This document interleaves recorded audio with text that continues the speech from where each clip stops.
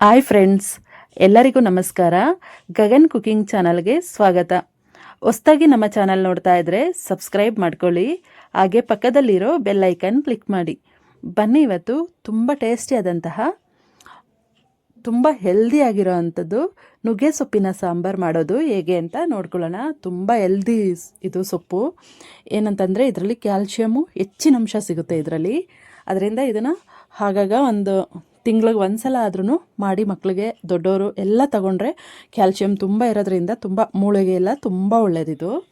ಈಗ ಹೇಗೆ ಮಾಡೋದು ಅಂತ ನೋಡ್ಕೊಳ್ಳೋಣ. ನಾನಿಲ್ಲಿ ಸ್ಟವ್ ಹಚ್ತಾ ಇದ್ದೀನಿ. ಸ್ಟವ್ ಹಚ್ಬಿಟ್ಟು ಬೇಳೆನ ಬೇಯಿಸಿ ಇಟ್ಕೊಂಡಿದ್ದೀನಿ. ನಾನಿಲ್ಲಿ ಸುಮಾರು 1/4 kg ಆಗಷ್ಟು ಬೇಳೆನ ಹಾಕ್ಕೊಂಡಿದ್ದೀನಿ. ಸುಮಾರು ಅಂದರೆ ಒಂದು 4ರಿಂದ 5 ಜನ ಊಟ ಮಾಡ್ಬೋದು. 1/4 kg ಬೇಳೆ ಹಾಕ್ಕೊಂಡು ಚೆನ್ನಾಗಿ ತೊಳೆದ್ಬಿಟ್ಟು ಒಂದು 3 ವಿಷಲ್ ಕೂಗಿಸ್ಕೊಂಡು ಬೇಯಿಸಿ ಇಟ್ಕೊಂಡಿದ್ದೀನಿ.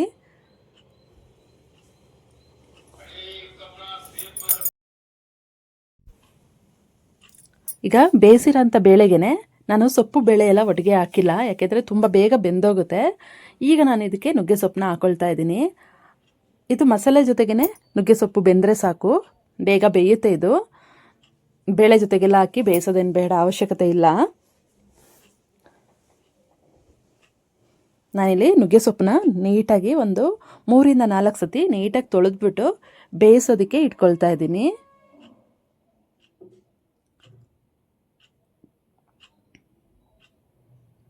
ಅಲ್ಲಿವರೆಗೂ ನಾವು ಇದು ಬೇಯ್ತಾ ಇರಲಿ, ಅಲ್ಲಿವರೆಗೂ ನಾವು ಮಸಾಲೆನೆಲ್ಲ ರೆಡಿ ಮಾಡ್ಕೊಳ್ಳೋಣ.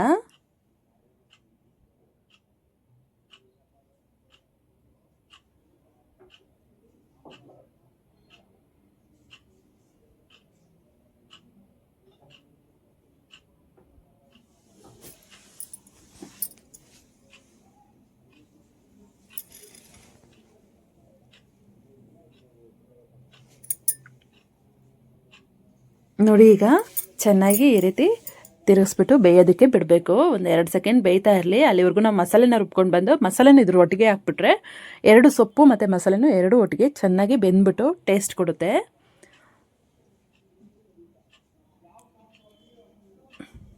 ಈಗ ನಾನಿಲ್ಲಿ ಮಸಾಲೆಗೆ ಬೇಕಾಗಿರೋದು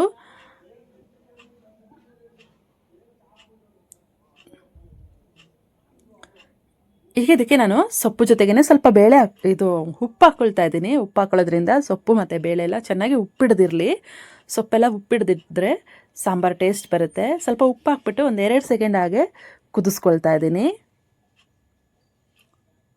ಈಗ ನಾನಿಲ್ಲಿ ಮಸಾಲೆಗೆ ಒಂದು ಅರ್ಧ ಭಾಗದಷ್ಟು ಕಾಯಿ ತುರಿ ತೊಗೊಂಡಿದ್ದೀನಿ. ಧನಿಯಾ ಪೌಡ್ರು ಒಂದು 3 ಸ್ಪೂನಷ್ಟು, ಚಿಕ್ಕ ಸ್ಪೂನ್ಗೆ ಬೆಳ್ಳುಳ್ಳಿ 1 ಗೆಡ್ಡೆ, ಬ್ಯಾಡಗಿ ಮೆಣಸಿನಕಾಯಿ ಒಂದು 5ರಿಂದ 6, ಹಾಗೆ ಅರಿಶಿನ ಪುಡಿ ಸ್ವಲ್ಪ ಒಂದು ನೆಲ್ಲಿಕಾಯಿ ಗಾತ್ರದಷ್ಟು ಇದು ಹುಣಸೆಹಣ್ಣು ಸಹ ರುಬ್ಬಕ್ಕೆ ಹಾಕ್ಕೊಳ್ತಾ ಇದ್ದೀನಿ.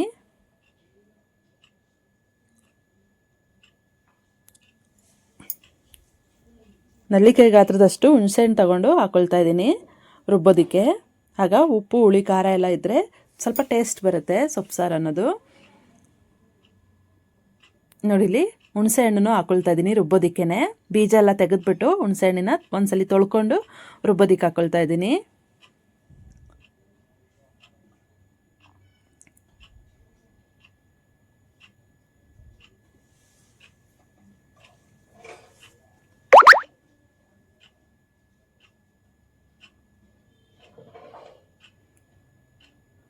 ಈಗ ನಾನಿಲ್ಲಿ ಈ ಮಸಾಲೆನ ಏನಿದೆ ಎಲ್ಲ ಎತ್ತಿಟ್ಟಿದ್ದೀನಲ್ಲ ಅದನ್ನೆಲ್ಲ ರುಬ್ಕೊಳ್ತಾ ಇದ್ದೀನಿ. ಟೊಮೊಟೊ ಹಣ್ಣು ಇದ್ದರೆ 1-2 ಹಾಕ್ಬೋದು. ನಾನಿಲ್ಲಿ ಬರೀ ಹುಣಸೆಹಣ್ಣು ಹಾಕ್ಕೊಳ್ತಾ ಇದ್ದೀನಿ. ಬ್ಯಾಡಗಿ ಮೆಣಸಿನ್ಕಾಯಿ ಒಂದು 5ರಿಂದ 6, ಕಾಯಿ ಒಂದು ಅರ್ಧ ಭಾಗ, ಅರಿಶಿನ ಪುಡಿ 1/4 ಟೀ ಸ್ಪೂನು, ಧನಿಯಾ ಪೌಡ್ರು ಒಂದು 3 ಟೀ ಸ್ಪೂನು, ಸಣ್ಣ ಸ್ಪೂನಲ್ಲಿ 3 ಸ್ಪೂನು, ಒಂದು ಬೆಳ್ಳುಳ್ಳಿ ಗೆಡ್ಡೆ. ಇದನ್ನು ಇಷ್ಟನ್ನು ಸ್ವಲ್ಪ ನೀರು ಹಾಕ್ಬಿಟ್ಟು ನೈಸಾಗಿ ರುಬ್ಕೊಳ್ತಾ ಇದ್ದೀನಿ.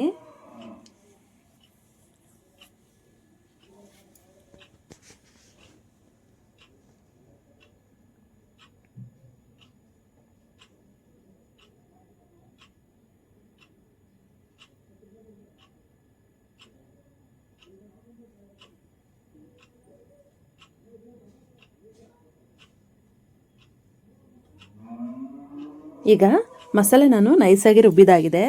ರುಬ್ಬಿದಂಥ ಮಸಾಲೆನೂ ಇದ್ರ ಜೊತೆಗೆ ಹಾಕ್ಕೊಂಡು ಬೇಯಿಸೋದಕ್ಕೆ ಬಿಡಬೇಕು. ಸೊಪ್ಪು ಮತ್ತು ಮಸಾಲೆನೂ ಒಟ್ಟಿಗೆ ಬೆಂದರೆ ಮಸಾಲೆನೂ ಚೆನ್ನಾಗಿ ಬೇಯುತ್ತೆ, ಹಾಗೆ ಸೊಪ್ಪು ಬೇಯುತ್ತೆ. ಮಸಾಲೆ ಹಸಿ ಸ್ಮೆಲ್ ಹೋಗೋ ತನಕನೂ ಚೆನ್ನಾಗಿ ಕುದಿಸ್ಕೊಂಡ್ರೆ ಸಾಕು.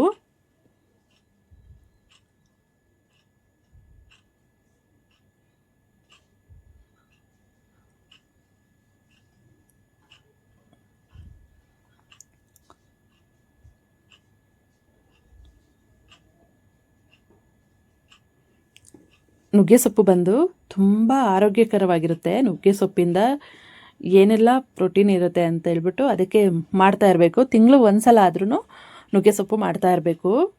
ಕ್ಯಾಲ್ಶಿಯಮು ತುಂಬ ಹೆಚ್ಚು ಸಿಗುತ್ತೆ ಇದರಲ್ಲಿ.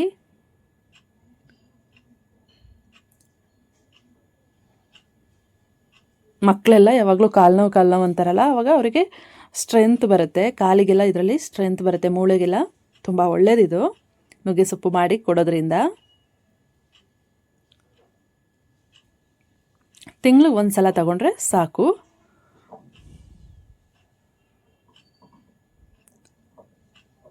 ಇಷ್ಟೇ ಇದಕ್ಕೆ. ಇದು ಚೆನ್ನಾಗಿ ಕುದಿ ಬಂದಮೇಲಿಂದ ನಾವು ಒಗ್ಗರಣೆ ಹಾಕ್ಕೊಳ್ಬೇಕು. ಒಗ್ಗರಣೆಗೆ ಏನೂ ಇಲ್ಲ, ಬೆಳ್ಳುಳ್ಳಿ, ಈರುಳ್ಳಿ, ಸಾಸಿವೆ, ಒಣಮೆಣಸಿನ್ಕಾಯಿ ಇಷ್ಟನ್ನು ಹಾಕ್ಬಿಟ್ಟು ಒಗ್ಗರಣೆ ಕೊಡಬೇಕು. ಬೆಳ್ಳುಳ್ಳಿ ಎಲ್ಲ ಸಿಪ್ಪೆ ತೆಗೆದುಬಿಟ್ಟು ಎಣ್ಣೆಯಲ್ಲಿ ಹಾಗೆ ಸ್ವಲ್ಪ ಕೆಂಪಾಗಿ ರೋಸ್ಟ್ ಮಾಡಿಕೊಂಡು ಹಾಗೆ ಅದಕ್ಕೆ ಈರುಳ್ಳಿ ಎಲ್ಲ ಹಾಕ್ಬಿಟ್ಟು ಒಗ್ಗರಣೆಗೆ ಹಾಕಬೇಕು. ಈಗ ಇದಕ್ಕೆ ಉಪ್ಪೆಲ್ಲ ಸಾಕಾ ಅಂತ ಒಂದ್ಸಲಿ ಚೆಕ್ ಮಾಡ್ಕೊಳ್ಳೋಣ.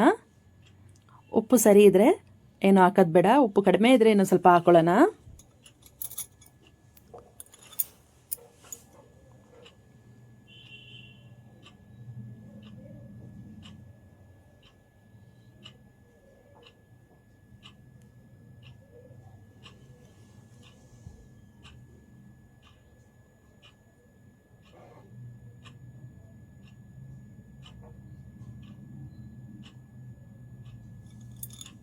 ನಾನಿಲ್ಲಿ ಸಾಂಬಾರು ಪೌಡ್ರು 1 ಸ್ಪೂನ್ ಅಷ್ಟು ಹಾಕೊಳ್ತಾ ಇದ್ದೀನಿ. ಸಾಂಬಾರು ಪೌಡ್ರ್ ಇಲ್ಲ ಅಂದರೆ ಬರೀ ಇದಿಷ್ಟೇ ಮಸಾಲೆ ಸಾಕು, ಇದ್ದರೆ 1 ಸ್ಪೂನ್ ಅಷ್ಟು ಹಾಕ್ಕೊಳ್ಬೋದು.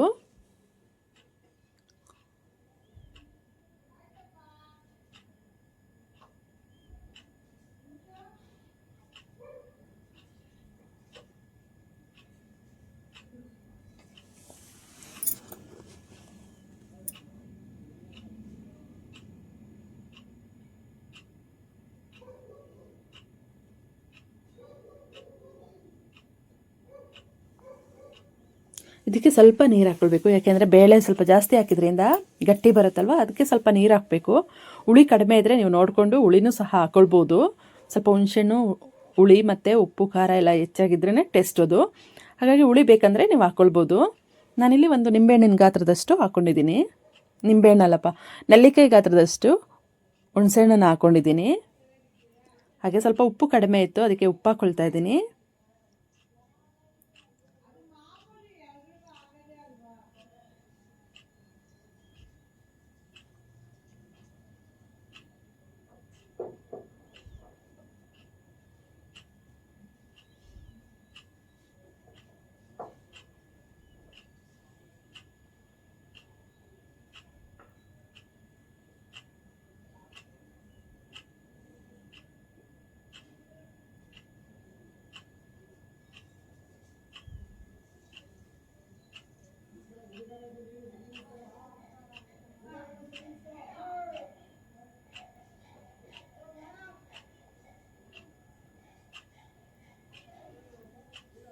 ಹೀಗೆ ಒಂದು 5ರಿಂದ 6 ನಿಮಿಷ ಆದರೂ ಚೆನ್ನಾಗಿ ಕುದಿ ಬಂದರೆ ಸಾಂಬಾರು ರೆಡಿ ಆಗುತ್ತೆ. ಇದು ಒಂದು 5ರಿಂದ 6 ನಿಮಿಷ ಐ ಫ್ಲೇಮ್ನಲ್ಲಿಟ್ಟೆ ಕುದಿಸ್ಕೊಳ್ಬೋದು. ಚೆನ್ನಾಗಿ ಕುದಿ ಬಂದರೆ ಸಾಕು. ನೋಡಿ, ಈಗ ಕುದಿ ಬರ್ತಾ ಇದೆ. ಇದು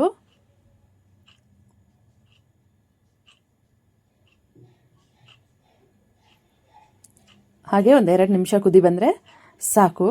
ಸಾಂಬಾರು ಟೇಸ್ಟಿಯಾಗಿರೋ ಸಾಂಬಾರು ರೆಡಿ ಆಗುತ್ತೆ. ಇದು ರೈಸ್ಗೆ ಮತ್ತು ಮುದ್ದೆ ಜೊತೆಗೆಲ್ಲ ಸೂಪರ್ ಕಾಂಬಿನೇಷನ್ನು ಈ ಸೊಪ್ಪು ಸಾರು. ಅಷ್ಟೇ ಹೆಲ್ದಿ ಫುಡ್ ಕೂಡ ಇದು.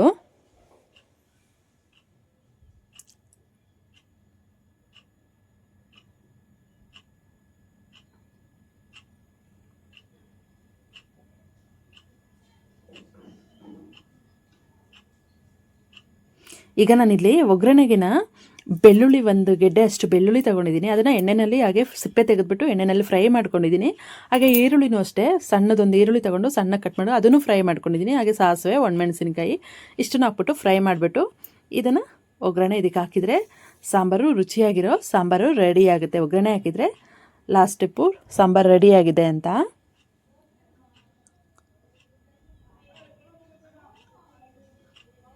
ಮತ್ತು ಬೇಳೆನಲ್ಲೂ ತುಂಬ ಪ್ರೋಟೀನ್ ಇರುತ್ತೆ.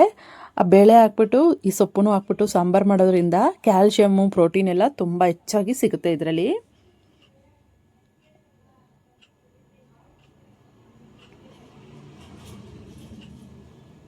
ನಾನಿಲ್ಲಿ ಒಂದು ಬೇಳೆ 250 ಗ್ರಾಮ್ ಅಷ್ಟು ಹಾಕ್ಕೊಂಡಿದ್ದೀನಿ.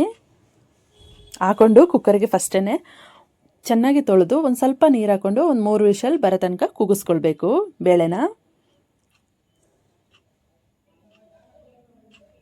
ಈಗ ತುಂಬ ರುಚಿಯಾಗಿರೋ ಸೊಪ್ಪು ಸಾಂಬಾರು, ನುಗ್ಗೆ ಸೊಪ್ಪಿನ ಸಾಂಬಾರು ರೆಡಿಯಾಗಿದೆ. ಇದು ಅನ್ನ ಮತ್ತು ಮುದ್ದೆ ಜೊತೆಗೆ ಸೂಪರ್ ಕಾಂಬಿನೇಷನ್. ಫ್ರೆಂಡ್ಸ್, ಈ ರೆಸಿಪಿ ನಿಮಗೆ ಇಷ್ಟ ಆಯ್ತಂದರೆ ಪ್ಲೀಸ್ ಕಮೆಂಟ್ ಮಾಡಿ, ಲೈಕ್ ಕೊಟ್ಟು ಶೇರ್ ಮಾಡಿ. ಹಾಗೆ ಗಗನ್ ಕುಕಿಂಗ್ ಚಾನಲ್ಗೆ ಸಬ್ಸ್ಕ್ರೈಬ್ ಆಗಿ. ಈ ವಿಡಿಯೋ ನೋಡಿದ್ದಕ್ಕೆ ಎಲ್ಲರಿಗೂ ಧನ್ಯವಾದಗಳು.